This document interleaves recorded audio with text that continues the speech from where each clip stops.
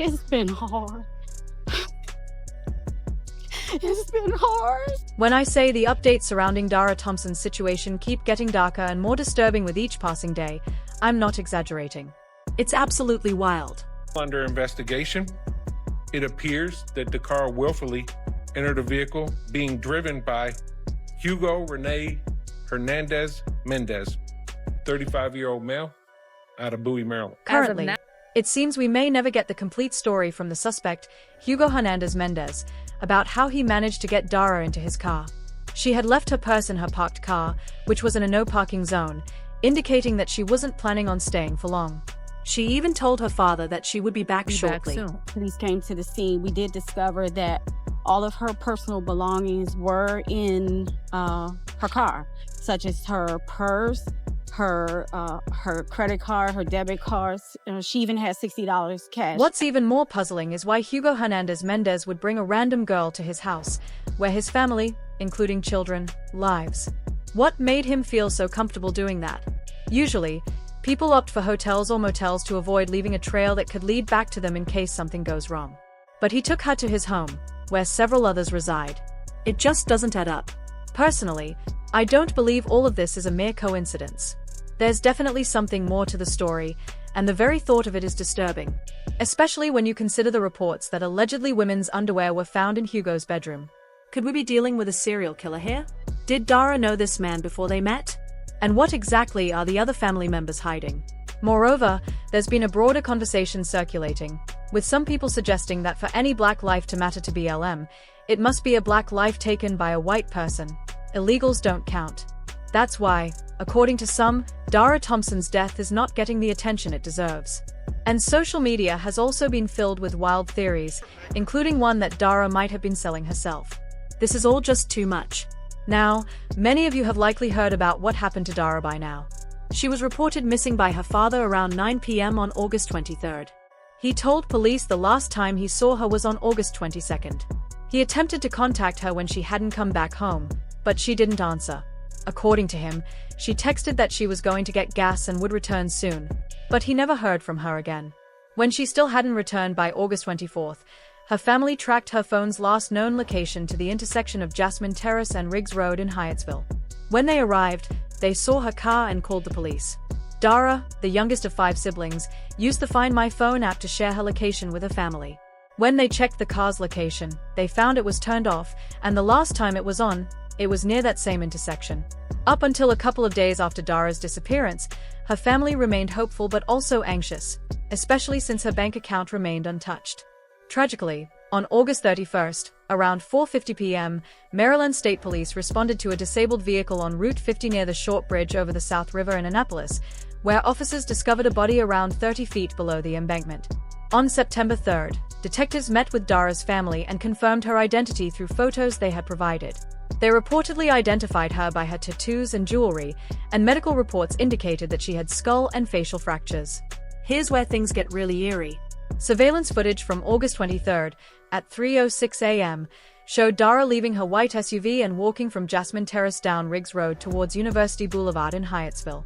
The footage then captured her walking into the parking lot. Of surveillance footage reveals DaCara walking into a business on University Boulevard, where she approaches the driver's side of a black GMC Yukon Denali.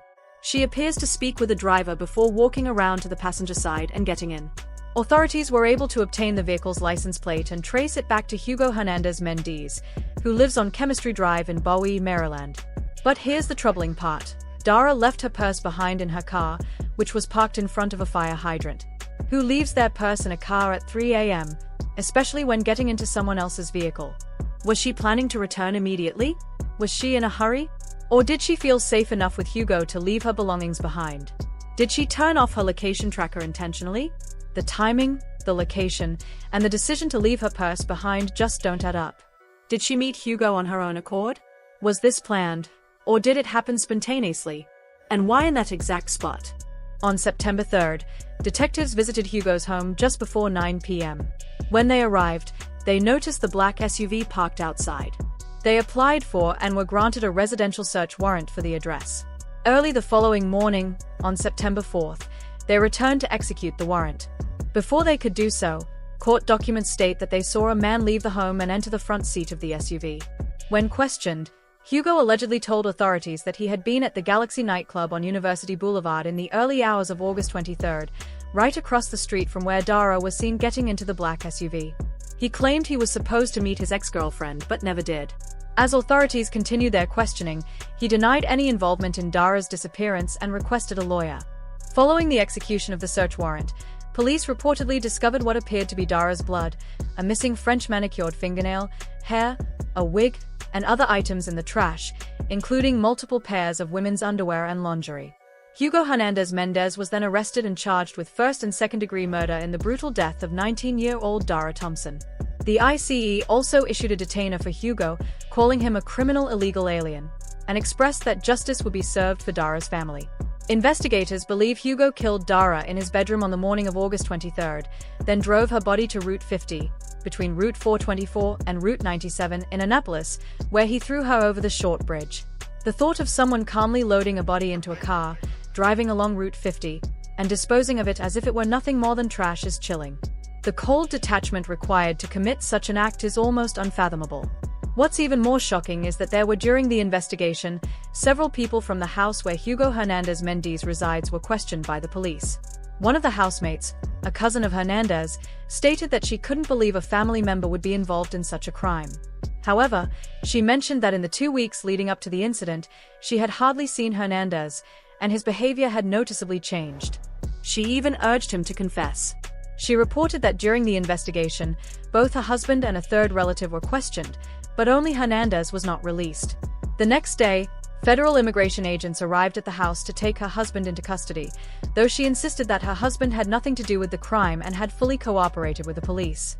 She expressed confusion about how the criminal investigation into her cousin led to an immigration case against her husband.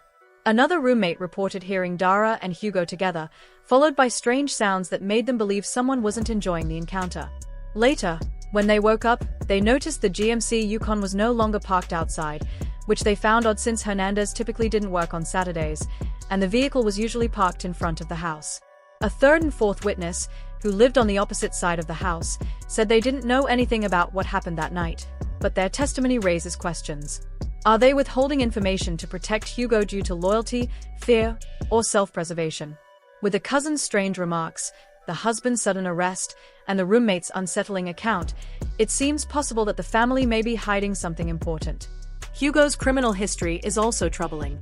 Long before Dara's tragic case, he had a string of offenses related to reckless driving, including multiple DUIs, driving with an open bottle, operating a vehicle without proper care, and ignoring traffic signals. He was even caught driving on a suspended license, showing a clear pattern of irresponsible behavior. It raises the question of how he was still allowed to roam the streets despite these charges, especially considering his status as an alleged illegal immigrant.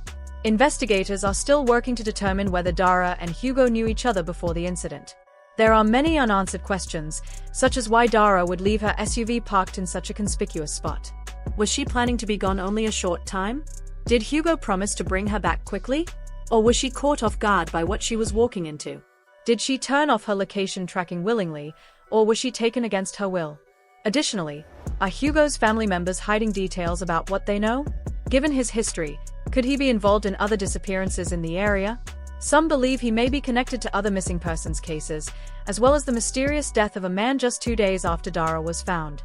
The collection of women's underwear and lingerie like trophies only adds to the disturbing nature of this case.